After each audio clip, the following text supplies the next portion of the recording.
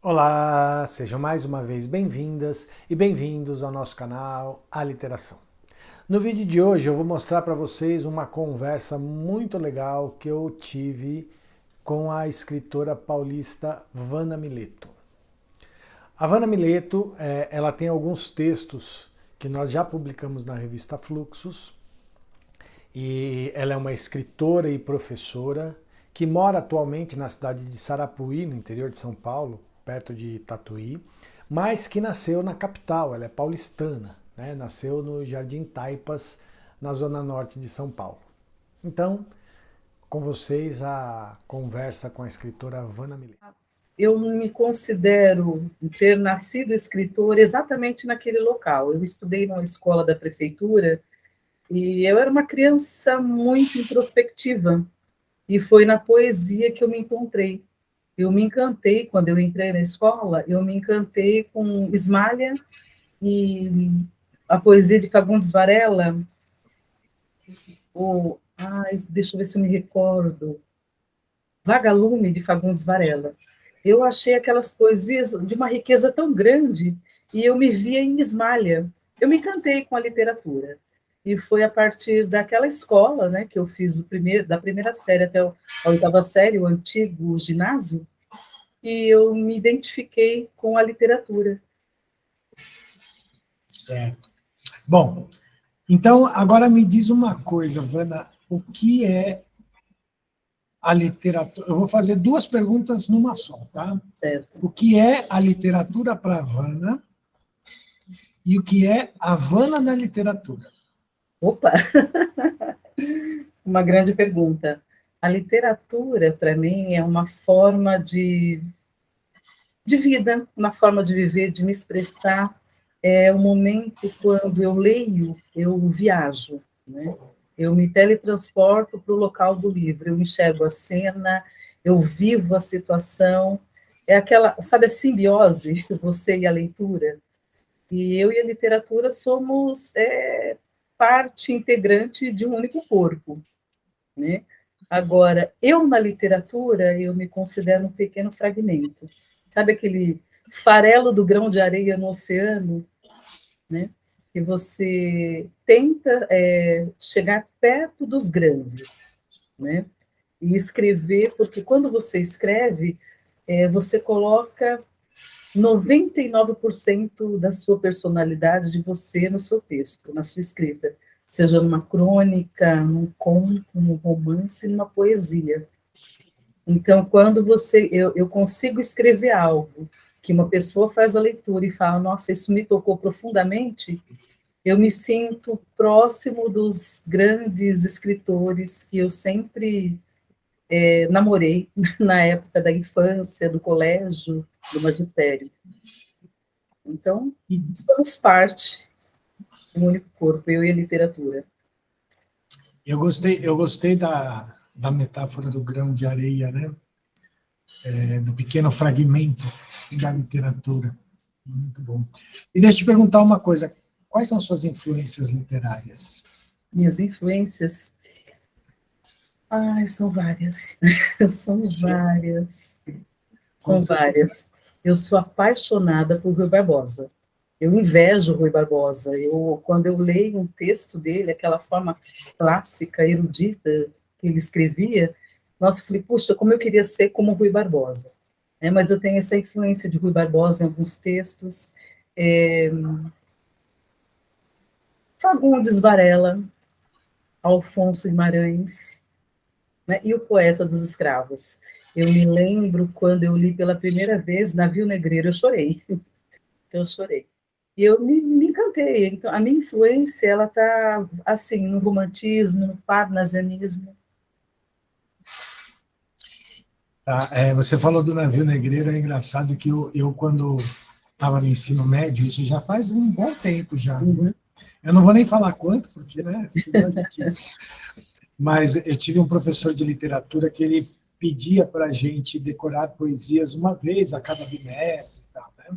E eu gostava muito de poesia, de declamar poesia, e eu perguntava para ele se eu podia declamar uma poesia por semana. Puxa. E ele deixava. E ele deixava. E aí ele perguntou se eu podia, se eu conseguiria decorar o navio negreiro e declamar o navio negreiro para todo mundo no colégio. E eu decorei. Eu não lembro mais inteiro, tá? Eu lembro algumas partes do navio negreiro que eu decorei. E isso me tocou bastante, me influenciou bastante, né, na minha trajetória artística e literária, ter declamado aos 16 anos de idade o navio negreiro. Nossa. Foi uma experiência muito interessante. Mas então, deixa eu te perguntar uma coisa. Uma pessoa com influências tão, vamos dizer assim, clássicas, né? Por que faz uma literatura tão contemporânea? Né? Porque a sua literatura, os textos seus, que eu já tive a oportunidade de ler por conta da revista, né? Sim. Eles têm uma característica importante, que é a característica da correção, mas eles têm uma estrutura de expressividade, uma estrutura de construção discursiva muito contemporânea. Sim. E aí você vai e me fala que toda a sua influência é clássica. Eu queria entender como é que você faz essa ponte desse gostar tanto de uma literatura clássica para uma escrita tão contemporânea como a que você faz. Eu acredito que é a influência do próprio cotidiano, né? O próprio cotidiano. E a releitura que você faz de tempos de outrora para a atualidade. É como se fosse uma passagem, né? Não posso dizer que é uma espécie de releitura, mas eu acredito que é por conta da vivência do cotidiano. Mas a influência, ela nasce lá onde eu te disse, né? Com esses grandes poetas. Certo. E me diz uma coisa, o que existe? E essa pergunta não é assim, você tem que dizer, o que existe exatamente, mas assim, porque também eu sinto na sua literatura, nos textos que eu li, que pode ou não existir algum traço autobiográfico nela. Existe ou não existe? E se existe, o que existe de autobiográfico na sua literatura? Olha, nas poesias eu escrevo exatamente o que eu enxergo, o que eu sinto, né? Poesia para mim é algo muito visceral. Então, toda a minha literatura, todos os meus escritos, eu me vejo nas poesias.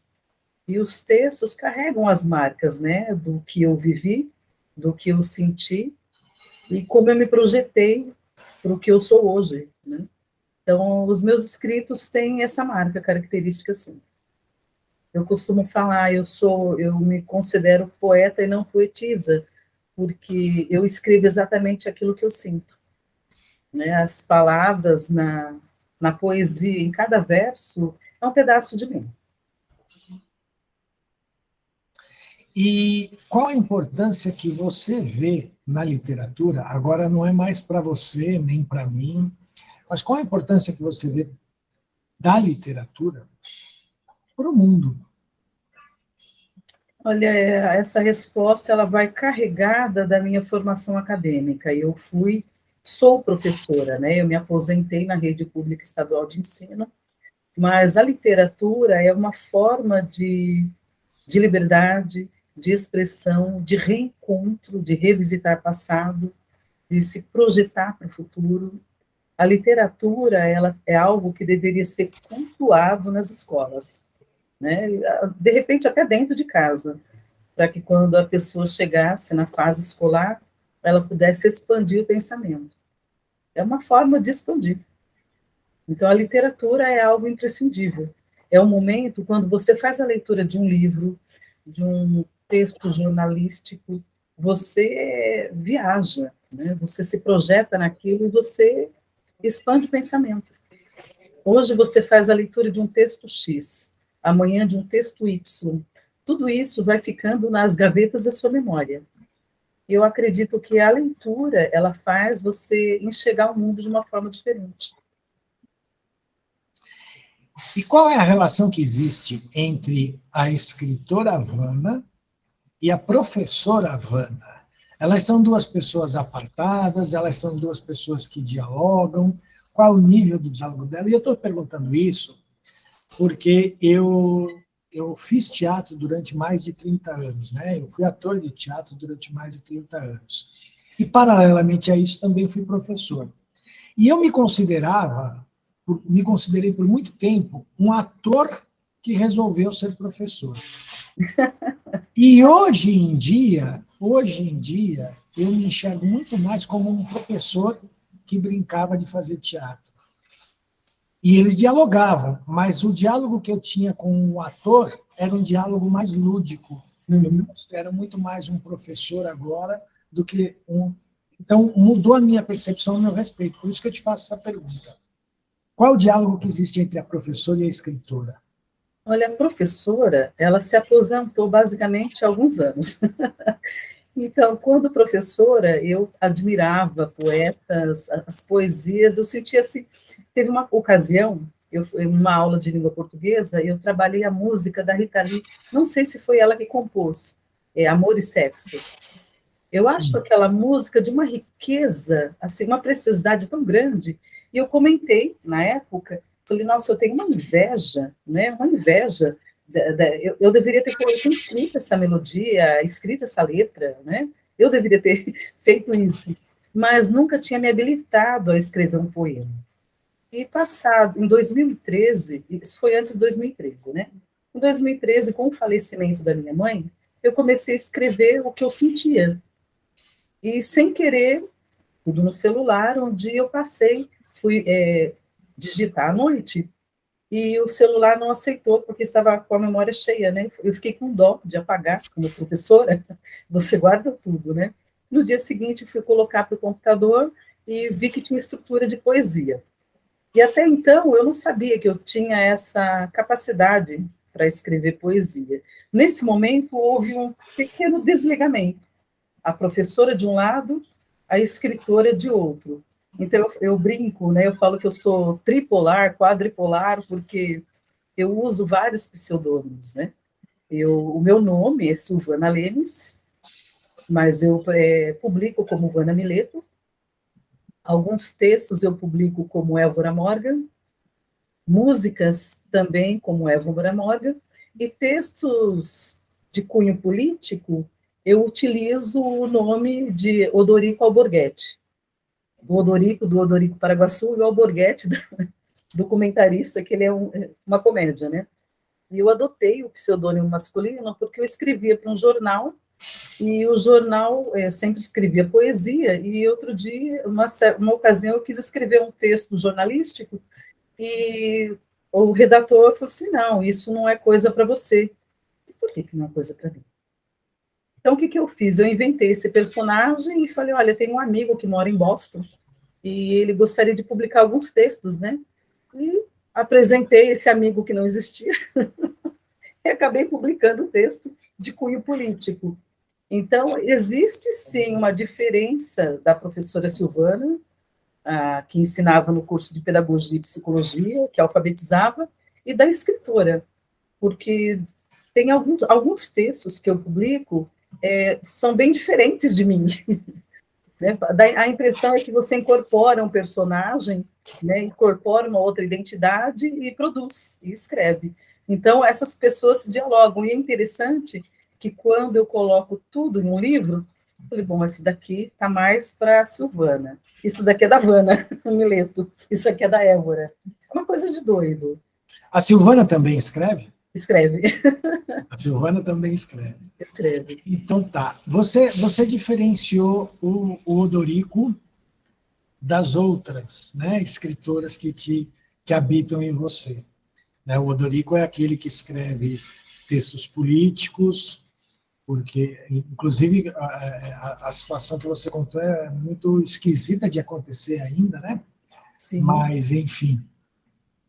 E o redator, além de ser um pouco esquisito, né, ter tido uma atitude um tanto quanto machista, ele foi um incauto, né, porque acreditar que uma pessoa chamada Odorico Belgato mora em Boston, do nada, assim, ele foi um pouco incauto também, mas tudo bem. Ele merece ser enganado. Mas é um bom engano. Agora, diz uma coisa, qual a diferença da escrita da Vanna Mileto, da Évora Morgan. E da Silvana? A Silvana ela é mais acadêmica. Né? Mais acadêmica. Então é a Silvana que escreve os clássicos, é isso? Exato.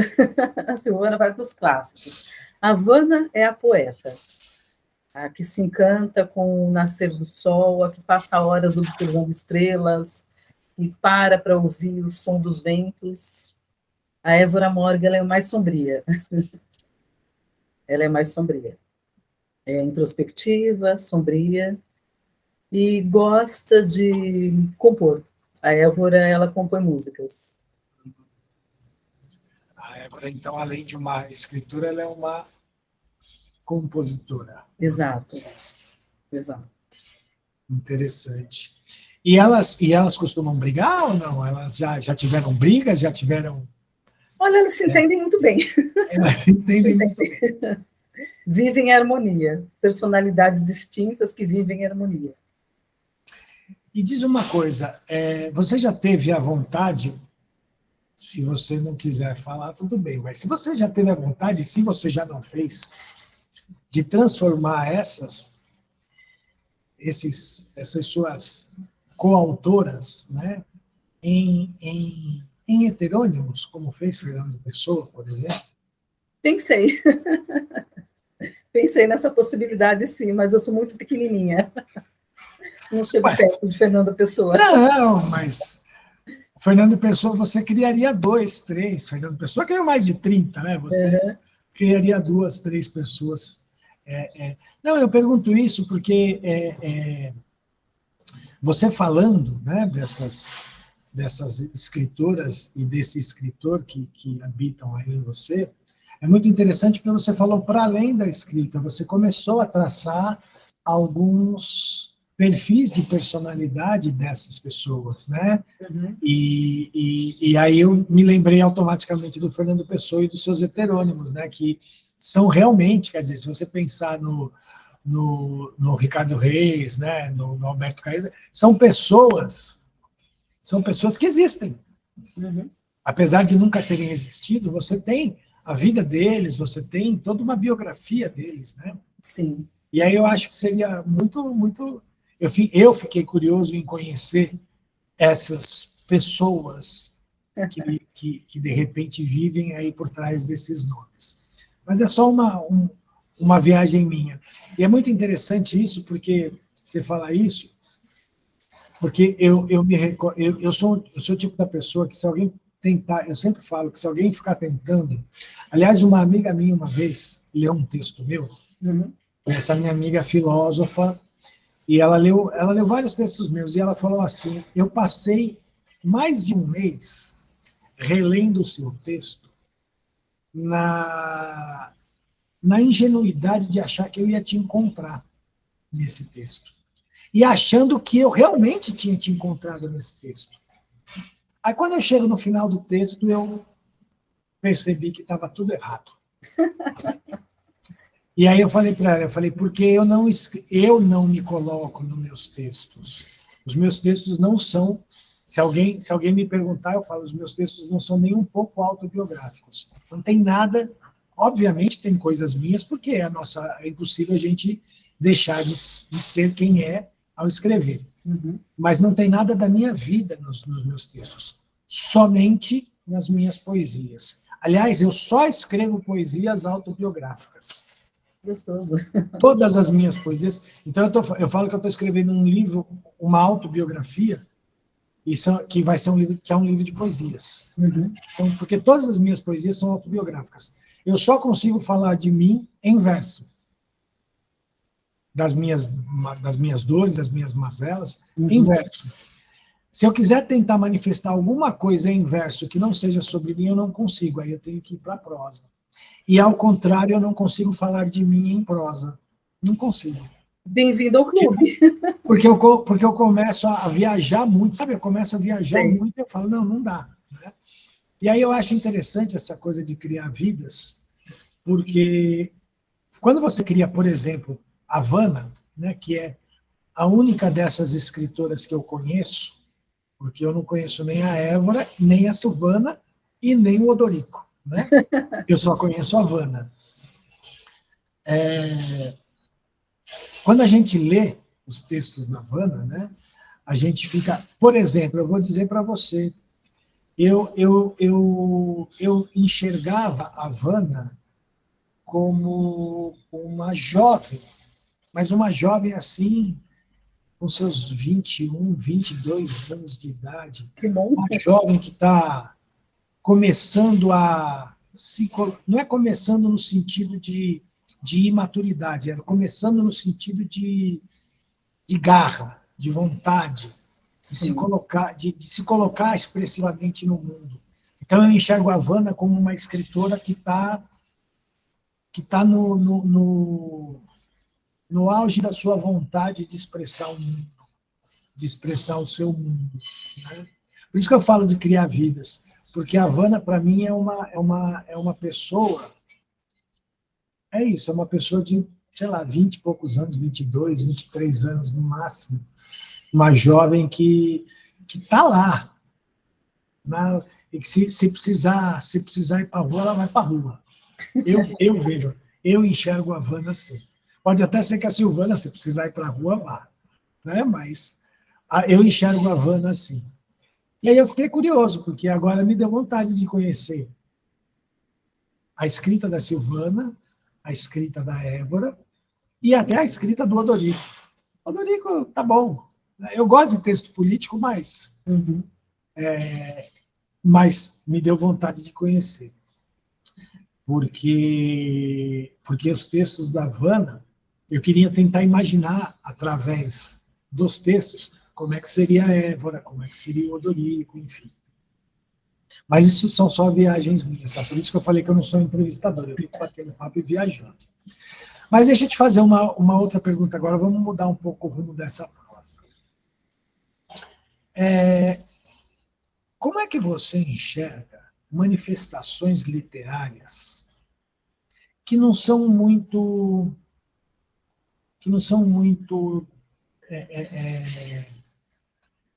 tradicionais, vamos dizer assim, né? Que, por exemplo, manifestações literárias que não têm um suporte escrito, como, por exemplo, as batalhas de rima dos rappers, né? Os repentes dos violeiros. Quer dizer, são literaturas calcadas na oralidade, né? A contação de histórias, quer dizer, nós temos uma série de manifestações literárias, porque a gente está falando de texto, né?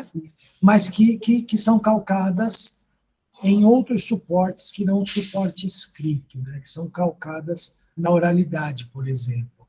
Eu só dei alguns exemplos. Como é que você enxerga isso enquanto escritora, enquanto professora? Enfim, como é que você vê isso? Olha, é uma diversidade cultural, literária, de uma riqueza muito grande, porque eu amo repente, eu não tenho a capacidade de fazer um repente ou um cururu, né? Repente seria no Nordeste, né?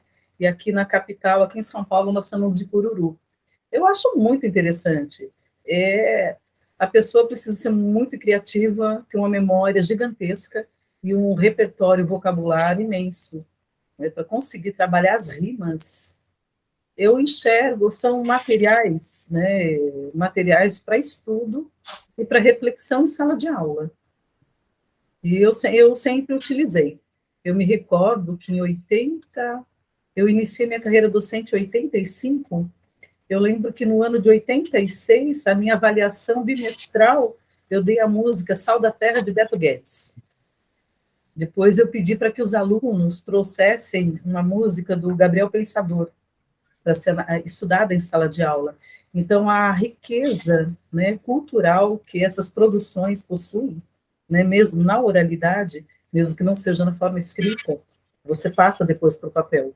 E aquilo repercute, né? São culturas que as pessoas vão ouvindo ao longo do tempo, você ouve nas ruas, e aquilo faz parte da história, ela conta uma história. Né? A história das periferias, a história das minorias. Então, é um material rico. De minorias que não são muito minorias, né? Sim.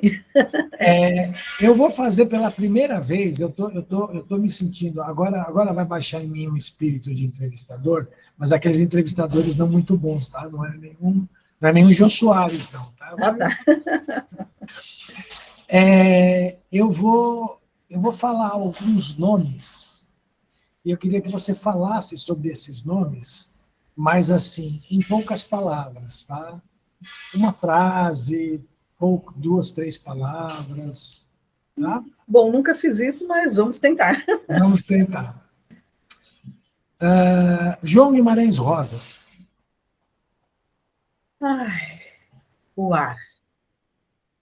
O ar e o tempo. Carlos Drummond de Andrade. Cotidiano. Bom. Rita Lee. Vida. E eu vou interromper só para falar uma coisa. Eu me lembro que o primeiro disco de vinil que eu comprei na minha vida, quando eu era adolescente, quando eu tinha, sei lá, 12 para 13 anos de idade, foi um disco da Rita Lee, que eu tenho até hoje. E consigo tocá-lo até hoje, porque ele está sem risco nenhum. Enfim, eu tenho uma vitrola, né? Então, que delícia. É muito interessante, porque a Rita Lee é uma artista que realmente fez parte da minha vida no sentido de influência, né? Porque eu, garoto, comprei, juntando lá os dinheirinhos que a minha mãe me dava de mesada, né? Uhum. Minha mãe, que era professora de literatura também, né? E a Rita Lee realmente é uma pessoa... Enfim, vamos continuar, tá? Fernanda Montenegro. Irreverente. É a primeira vez que alguém fala que a Fernanda Montenegro é irreverente. Eu me recordo que teve uma época em que a Fernanda Torres, a filha da Fernanda Montenegro, foi casada com um diretor de teatro chamado Gerald Thomas. E ele deu uma entrevista uma vez, porque ele tinha acabado de dirigir uma peça de teatro com as duas, com a Fernanda Montenegro e com a Fernanda Torres, atuando. E ele foi dar uma entrevista tal, e ele falou na época o quanto a Fernanda Montenegro era uma pessoa intuitiva, enfim, né? bem, mas o quanto ela era mais séria, né? Mais, ao contrário da Fernanda Torres, na época a esposa dele, que era mais atirada, mais... Talvez é porque ele fosse genro, ele falou isso. Aí agora você chama a Fernanda Montenegro de irreverente. Chico Buarque. Chico Buarque. Poesia.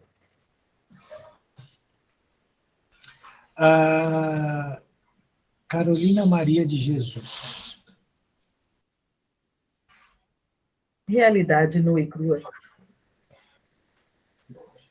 Eu assisti uma entrevista há poucos dias. Na verdade, a entrevista é antiga, mas eu assisti há poucos dias uma entrevista com a Conceição Evaristo.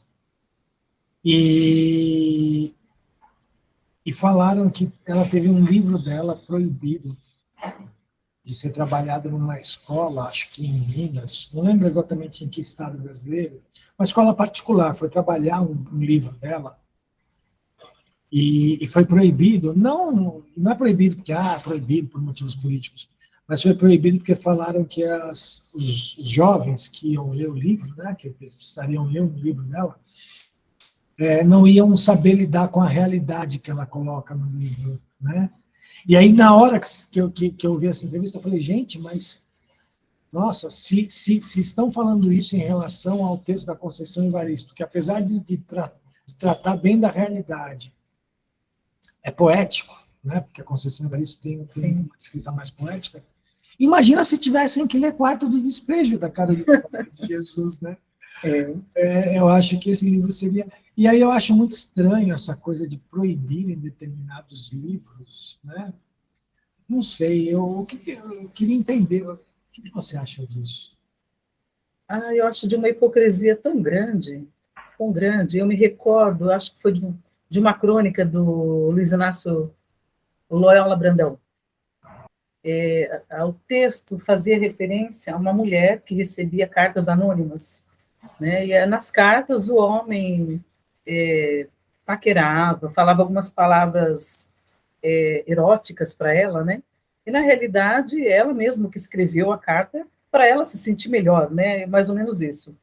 E passado um tempo, quando eu vim para o interior, o livro que havia sido proibido, né? Das não sei quantas crônicas, a diretora trouxe numa reunião pedagógica e comentou sobre o livro. Ele havia sido tirado das prateleiras porque os pais exigiram, e ela olhou para mim. Eu era, acho que o meu primeiro mês nessa escola, e ela perguntou: professora, você trabalharia esse texto na sua sala?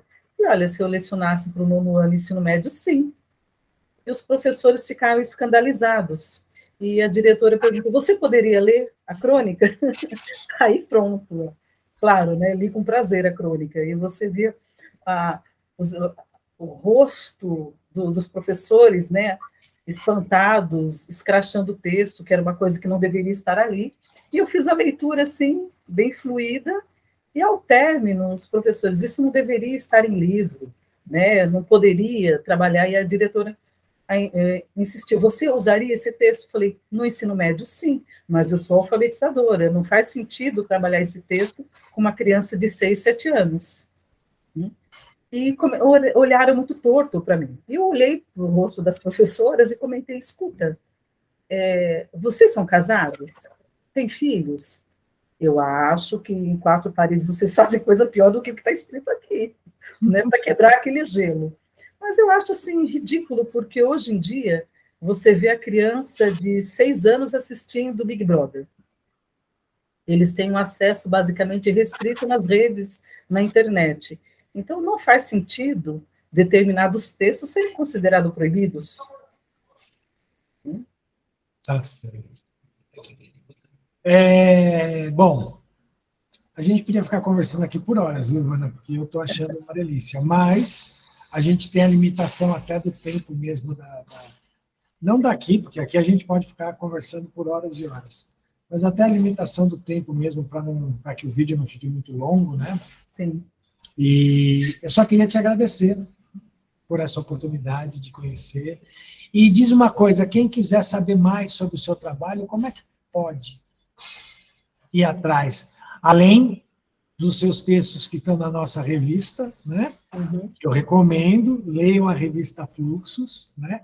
Tem textos da Vana na revista. Mas, além disso, quem quiser conhecer um pouco do seu trabalho, como é que faz? Olha, acessando as redes sociais, né, Vana Mileto, tem acesso a alguns textos. Eu publico no jornal da Folha de Itapetininga, uma cidade próxima aqui de Sarapuí. São textos de cunho filosófico.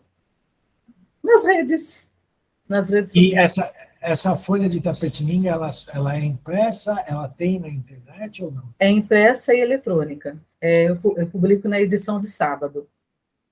Na edição de sábado, a Folha de Itapetininga. Isso. Legal.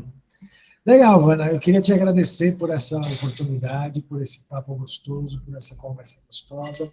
Queria agradecer muito você.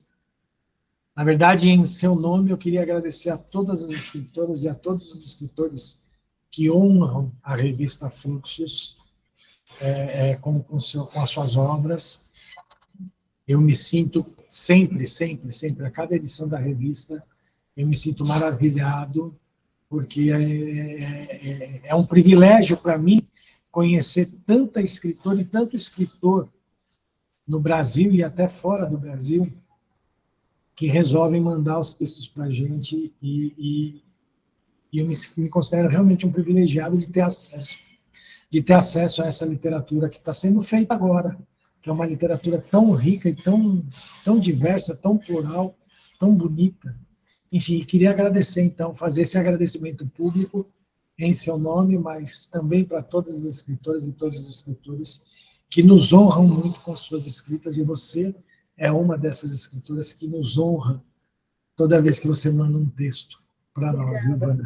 Queria agradecer muito mesmo. Palavras finais. Fique aí à vontade para falar o que você quiser, antes da gente encerrar. A vida é tão curta, tão passageira, o tempo ele não perdoa, ele não volta atrás, então viver, sentir, sorrir, chorar, esbravejar, faça tudo que der na avenida. É isso aí. Essa foi Wanda Mileto, gente. Valeu. Muito obrigado. Até a próxima. Até a próxima. Bom, gente, essa foi a conversa com a Wanda Mileto. Espero que todas e todos tenham gostado. Mais uma vez eu peço a vocês que se inscrevam no canal se ainda não se inscreveram. Se já se inscreveram no canal, convidem as pessoas a se inscreverem no canal para a gente poder ter um maior engajamento, aumentar o nosso número de inscritos, enfim. É muito importante, é de graça, é rapidinho, é só clicar o botão de inscrever-se aí embaixo e ajudar a gente a fortalecer o nosso público, tá bom? Visitem nosso blog, nossas redes sociais, leiam a revista Fluxos e quem quiser e puder, colabora com a nossa campanha do Apoia-se. O link também está na descrição do vídeo, tá bom? Valeu, gente, até o próximo vídeo. Tchau, tchau.